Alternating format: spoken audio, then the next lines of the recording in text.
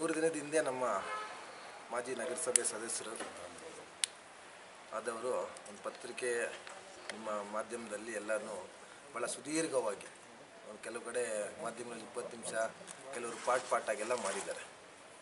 ನಾವೆಲ್ಲ ನೋಡಿ ಭಾಳ ಅದು ನಿಮಗೆ ಏನು ಅನ್ಬೇಕೋ ನಮಗೂ ಗೊತ್ತಿಲ್ಲ.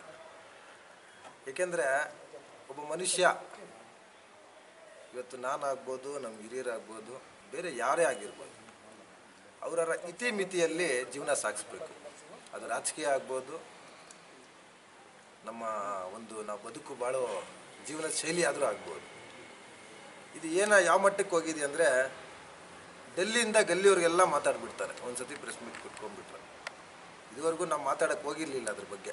ಯಾಕೆ ಸುಮ್ಮನೆ ನಮಗೆ ಅವರೇನೋ ಮಾತಾಡ್ತಾರೆ, ಅವರು ಪತ್ರಿಕಾ ಮಾಧ್ಯಮಗಳು ಕಾಣಿಸ್ಬಿಟ್ರೆ ಸಾಕು, ಪ್ರೆಸ್ ಮೀಟ್ ಕರೆದಾಗ ಜೋರಾಗಿ ಮಾತಾಡೋದು ನೀವೆಲ್ಲ ನೋಡಿದ್ದೀರ. ನಗರಸಭೆಯಲ್ಲಿ ಮೀಟಿಂಗ್ಗಳು ಕರೆದಾಗ ಎಸ್ಪೆಷಲಿ ಫೋಕಸ್ ಆಫ್ ಮೀಡಿಯಾ ಎಲ್ಲಿರುತ್ತೋ ಅದರಲ್ಲೂ ಮಾತಾಡೋದು, ತಾನು ಪ್ರಚಾರ ತಗೊಳ್ಳೋ ರೀತಿಯಲ್ಲಿ ಮಾತಾಡೋದು ಎಲ್ಲ ಮಾತಾಡಿದ್ದಾರೆ. ಆಯಿತು, ರಾಜಕಾರಣ ನಗರಸಭೆ ಟರ್ಮು ಮುಗಿಯಿತು. ಇನ್ನೇನಿದ್ರೂ ಜನರಿಗೆ ನೀವು ಸೇವೆ ಮಾಡಿಕೊಂಡು ನೆಕ್ಸ್ಟ್ ನೀವೇನು ಮಾಡಿದ್ದೀರಾ ಅದ್ರ ಬಗ್ಗೆ ನೀವು ರಾಜಕಾರಣದಲ್ಲಿ ಗೆಲ್ಲೋದು ಸೋಲೋದು ಎಲ್ಲ ಇರುತ್ತೆ. ಅದು ಬಿಟ್ಬಿಟ್ಟು ಮಾನ್ಯ ಸಚಿವರು ನೋಡಿ, ಇಡೀ ಕ್ಯಾಬಿನೆಟಲ್ಲಿ ಇವತ್ತಿನ ದಿನ ಡಾಕ್ಟರ್ ಎಂ ಸಿ ಸುಧಾಕರ್ ಅವರು ಮಾಡಿರುವ ಕೆಲಸ ನಮಗೆ ಗೊತ್ತಿದ್ದಂಗೆ ಇದೇ ತಿಂಗಳು ನವೆಂಬರ್ 24ನೇ ತಾರೀಕು CM ಸಿದ್ದರಾಮಯ್ಯ ಅವರು ಸಿಲಗಟ್ಟೆಗೆ ಬರ್ತಾಯಿದ್ದಾರೆ. ಏನಕ್ಕೆ ಬರ್ತಾಯಿದ್ದಾರೆ? ಹೈಟೆಕ್ ರೇಷ್ಮೆ ಗೂಡಿನ ಮಾರುಕಟ್ಟೆ ಉದ್ಘಾಟನೆಗೆ, ಪ್ಲಸ್ ಅದು ಜಿಲ್ಲೆಯಲ್ಲಿ ಕೆಲವು ಕೆಲಸಗಳು 1740 ಕೋಟಿ ರೂಪಾಯಿಗೆ ಎಲ್ಲದಕ್ಕೂ ಉದ್ಘಾಟನೆ ಸಮಾರಂಭಕ್ಕೆ ಬಂದವರು. ಇವತ್ತು ಬರೀ ಡಾಕ್ಟರ್ ಎಂ ಸಿ ಸುಧಾಕರ್ ಚಿಂತಾಮಣಿದು ಅಭಿವೃದ್ಧಿಗೆ ತಂದಿರೋ ಹಣ ಲೆಕ್ಕ ಹಾಕ್ಕೊಂಡ್ರೆ ಇದುವರೆಗೂ 2.5 ವರ್ಷದಲ್ಲಿ 1774 ಕೋಟಿ ದಾಟುತ್ತೆ. ಇದು ನಿಮಗೆ ಕಣ್ಣು ಕಾಣಿಸ್ತಾ ಇಲ್ವಾ? ಅಲ್ಪಸಂಖ್ಯಾತರ ಬಗ್ಗೆ ನೀವು ಅಲ್ಪಸಂಖ್ಯಾತ ಬಗ್ಗೆ ತಾವು ಮಾತಾಡ್ತೀರಾ, ಏನು ಮಾಡಿಲ್ಲ ಅಂತ.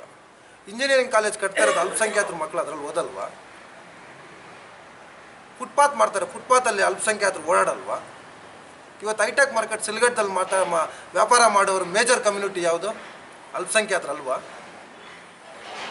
ತಾನು ಅಲ್ಪಸಂಖ್ಯಾತರು ಗುರುತಿಸ್ಕೊಳ್ಳೋಕ್ಕೆ, ತನ್ನನ್ನು ತಾನು ಬಿಂಬಿಸ್ಕೊಳ್ಳೋಕ್ಕೆ ನಾನು ಅಲ್ಪಸಂಖ್ಯಾತರ ನಾಯಕ, ನಾನೊಬ್ಬನೇ ನಾಯಕ ಅಂತ ಮಾತಾಡ್ಕೊಳ್ಳೋದು ಬಿಟ್ಟು ನಿಮ್ಮ ಒಂದು ಕಮ್ಯುನಿಟಿಗೆ ನಿಮ್ಮ ಒಂದು ಸೇವೆ ಏನು? ನೀವು ನಗರಸಭೆ ಸದಸ್ಯರು 3 ಟೈಮ್ ಆಗಿದ್ದೀರಾ, ಬೈ ಎಲೆಕ್ಷನ್ ಸೇರಿಸಿ.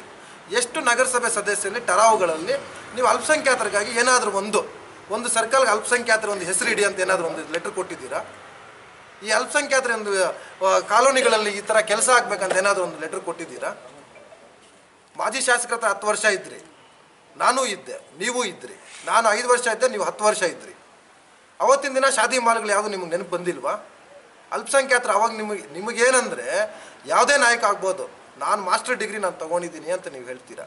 ಅಲ್ಲಿಗೆ ನೀವು ಮಾಸ್ಟರ್ ಡಿಗ್ರಿ ಯಾವ ನಾಯಕನ ಆ ನಾಯಕನೊಂದು 5 ವರ್ಷ ಸೋಲಿಸ್ವಿ, ಈ ನಾಯಕನೊಂದು 10 ವರ್ಷ ಸೋಲಿಸ್ವಿ ಅಂತ ಹೇಳ್ತೀರಾ. ಅಲ್ಲಿಗೇನು ಸಮುದಾಯದವರೆಲ್ಲರೂ ನಿಮ್ಮನ್ನು ಕೇಳಿಬಿಟ್ಟೆ ನಿಮ್ಮನ್ನೆಲ್ಲ ನೀವು ಹೇಳಿದ್ದಕ್ಕೆ ಸೋಲಿಸ್ಬಿಟ್ರಾ? ಇವತ್ತು ಕಾಂಗ್ರೆಸ್ ಪಕ್ಷ ಒಲವಿತ್ತು, BJP ವಿರುದ್ಧ ಇತ್ತು, ಎಲ್ಲ ಕರ್ನಾಟಕದಲ್ಲಿ ಕಾಂಗ್ರೆಸ್ ಪಕ್ಷಕ್ಕೆ ಬೆಂಬಲ ಕೊಟ್ಟಿದೆ. ಕಾಂಗ್ರೆಸ್ ಪಕ್ಷ ಏನು ಸಮುದಾಯಕ್ಕೆ ಕೊಡಬೇಕು ಹಂತವಾಗಿ ಎಲ್ಲವನ್ನು ಕೊಟ್ಕೊಂಡು ಬರ್ತಾ ಇದೆ. ಶೈಕ್ಷಣಿಕವಾಗಿ ಆಗ್ಬೋದು, ಆರ್ಥಿಕವಾಗಿ ಎಲ್ಲ ಆಗ್ಬೋದು. ನೀವು ಕೇಳ್ತಾರೆ ಶಾದಿ ಮಾಲು 2ರಿಂದ 4 ಕೋಟಿ ವೆಚ್ಚದಲ್ಲಿ, ಅಥವಾ ಮ್ಯಾಕ್ಸಿಮಮ್ ನಮ್ಮ ಶಾಸಕರು ನಮಗೆ ಹೇಳಿರೋ ಪ್ರಕಾರ ಒಂದು ಮಿನಿಮಮ್ ಒಂದು 10 ಕೋಟಿಯಲ್ಲಾದರೂ 5 ಕೋಟಿಯಲ್ಲಾದರೂ ಮಾಡ್ಬೋದು ಅಂತ ಅವ್ರು ಹೇಳಿದ್ದಾರೆ. ಅವ್ರ ಜಾಗ ಒಗ್ಬೋರ್ಡ್ ಜಾಗ ಕೇಳಿದ್ದಾರೆ.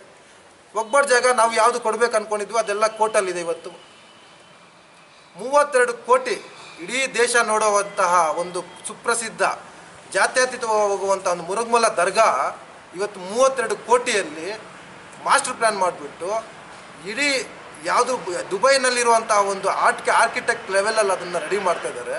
ಯಾರಿಗೆ ಇದ್ರ ಶೋಭೆ ಯಾರು ಇದು ಕ್ರೆಡಿಟ್ ಯಾರು ತೊಗೊತಾರೆ? ನಮ್ಮ ತಾಲೂಕಿನವರೇ ಅಲ್ವಾ? ನಮ್ಮ ತಾಲೂಕಿನಲ್ಲೆಲ್ಲ ಇರೋದು, ನಮ್ಮ ತಾಲೂಕಿಗೆ ಶಾಸಕರಲ್ವ ಅವರು?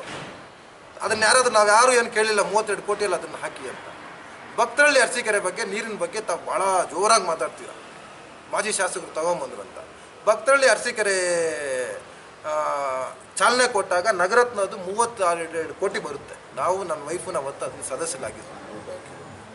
31 ಜನ ನಗರಸಭೆಯ ಸದಸ್ಯರ ವಾಟರ್ ಸಪ್ಲೈಗಂತ ರಿಸರ್ವ್ ಇಟ್ಟಿದ್ದ ದುಡ್ಡನ್ನು ಅವತ್ತಿನ ದಿನ ಅಧ್ಯಕ್ಷರು ಬಂದು ಸುಜಾತಾ ಶಿವಣ್ಣವರು, ಇದೇ ಅವತ್ತಿನ ದಿನ ಮಾಜಿ ಶಾಸಕರಾಗಿದ್ದರು ಸುಧಾಕರಣ್ಣನವರು, ಅವರು ಅವತ್ತಿನದಲ್ಲೇ ಅವ್ರ ಜೊತೆಯಲ್ಲಿ ಗುರ್ಸ್ಕೊಂಡಿದ್ದರು.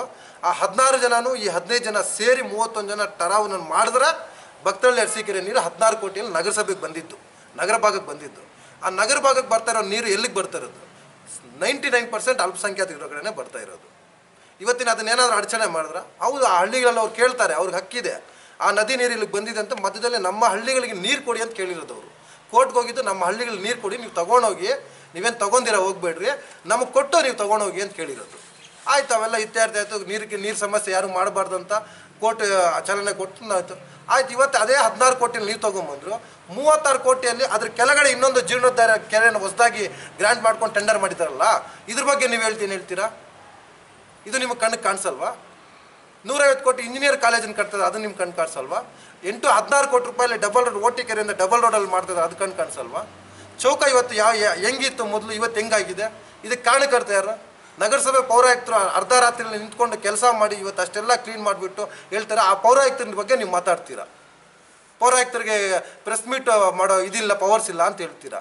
ಎಷ್ಟು ನೀವು ಪೌರಾಯುಕ್ತರಿಗೆ ಅವ್ರ ಅಬ್ಯೂಸಸ್ ಪವರ್ಸ್ ಎಲ್ಲ ನೀವು ಮಾತಾಡ್ತೀರಾ. ಅವರ ಕಾನೂನು ಸಂವಿಧಾನ ನಿಮಗೆ ಮಾತಾಡೋಕ್ಕೆ ಯಾವ ರೀತಿ ಕಾನೂನು ಕೊಟ್ಟಿದೆಯೋ ಅವ್ರಿಗೂ ಕಾನೂನು ಕೊಟ್ಟಿದೆ. ಭಕ್ತಳ್ಳಿ ಅರಸೀಕೆರೆ ನೀರಲ್ಲಿ ನಿಮ್ಮದು JK ಕೃಷ್ಣಾರೆಡ್ಡಿ ಒಬ್ಬರೇ ಪಾತ್ರ ಅಂತೇನೂ ಅಲ್ಲ. 31 ಜನ ಕೌನ್ಸಿಲರ್ಗಳನ್ನು ಅವ್ರವ್ರ ವಾರ್ಡ್ಗಳಿಗೆ ಬರೋ ನೀರನ್ನು, ಗ್ರಾಂಟ್ಗಳನ್ನ ಬೇಡ, ಇದೆಲ್ಲರಿಗೂ ಸೇರಲಿ ಅಂತ ಒಪ್ಕೊಂಡು ಅವತ್ತಿನ ದಿನ ಟರಾವಲ್ಲಿ ಸೈನ್ ಹಾಕಿ ಮಾಡಿದ್ದಕ್ಕೆ ನೀರಲ್ಲಿಂದ ಇಲ್ಲಿಗೆ ಬಂದಿರೋದು. ಒಬ್ಬರೇ JK ಕೃಷ್ಣಾರೆಡ್ಡಿ ಅವರು ಒಬ್ಬರೇ ಏನು ಅದಕ್ಕೆ ಅವರು ಇದಾಗಿರಲಿಲ್ಲ. ಅವ್ರು ಶಾಸಕರಾಗಿದ್ದರು. ಅವ್ರು ಏನು ಅದನ್ನು ಸ್ಪೆಷಲ್ ಗ್ರಾಂಟೂ ಅಲ್ಲ. ನಗರತ್ನ 32 ಕೋಟಿ, 224 ಕ್ಷೇತ್ರಕ್ಕೆ ಏನು 5 ಕೋಟಿ ಕೊಟ್ಟಿದ್ರು, ಅದೇ ಏನು 16 ಕೋಟಿ ಕೊಟ್ಟಿದ್ರು, ಆ 16 ಕೋಟಿಯಲ್ಲಿ ಅದನ್ನು ಡಿವೈಡ್ ಮಾಡ್ಕೊಂಡು ಬಂದಿರೋದು. ಇಷ್ಟು ಬಿಟ್ಬಿಟ್ಟು ನಿಮ್ಗೆ ಇಷ್ಟ ಬಂದಂಗೆ ಅಲ್ಪಸಂಖ್ಯಾತರಿಗೆ ಏನು ಮಾಡಿಲ್ಲ, ಅವ್ರಿಗೇನು ಮಾಡಿಲ್ಲ, ಈ ಹುದ್ದೆಗಳು ಏನು ಕೊಟ್ಟಿಲ್ಲ, ಆ ಹುದ್ದೆಗಳು ಏನು ಕೊಟ್ಟಿಲ್ಲ. ನೀವು ನಿಮ್ಮ ಸರ್ವಿಸ್ ಏನು? ಮೊದಲು ನೀವು ನಿಮ್ಮ ರಾಜಕಾರಣದಲ್ಲಿ ನೀವೇನೇನು ಮಾಡಿದ್ರಿ? ಮೊದಲನೇ ಅಧ್ಯಕ್ಷ ಸ್ಥಾನದಾಗಿದ್ದಾಗ ಯಾರಿಗೆ ಮೊದಲೇ ಏನು ಕ್ಯಾಟಗರಿ ಬಂತು, JDS ಪಕ್ಷದಲ್ಲಿ ಇಟ್ಕೊಂಡು ಯಾರಿಗೆ ನೀವು ಬೆಂಬಲ ಕೊಡಲ್ಲ, ಯಾಕೆ ನೀವು ಹೋಗ್ತೀರಂತ ಎಲ್ರಿಗೂ ಗೊತ್ತಿರೋ ವಿಚಾರನೇ. ಇದೇ JDSನ ಎಲ್ಲ ನಾಯಕರು ನಿಮ್ಮ ಮನೆಯಲ್ಲಿ ಬಂದಾಗ ನೀವೇನೇನು ಹೇಳಿದ್ರಂತನೂ ಇವತ್ತು ನಮಗೂ ನೆನಪಿದೆ. ನಾನು ಇದ್ದೆ ಅದರಲ್ಲಿ. ನೀವು MP ಮುನಿಸ್ವಾಮಿ ಅವ್ರ ಕಾರಲ್ಲಿ ಬಂದಾಗ ನಿಮ್ಮ ಮನೆ ಹತ್ರ ನಿಂತ್ಕೊಂಡು ನಾನು ಯಾವ ರೀತಿ ಬ್ಯಾಗ್ ಹಾಕ್ಕೊಂಡು ಎಷ್ಟು ಇಟ್ಕೊಂಡಿದ್ದೆ ಅನ್ನೋದು ನನಗೂ ಗೊತ್ತು.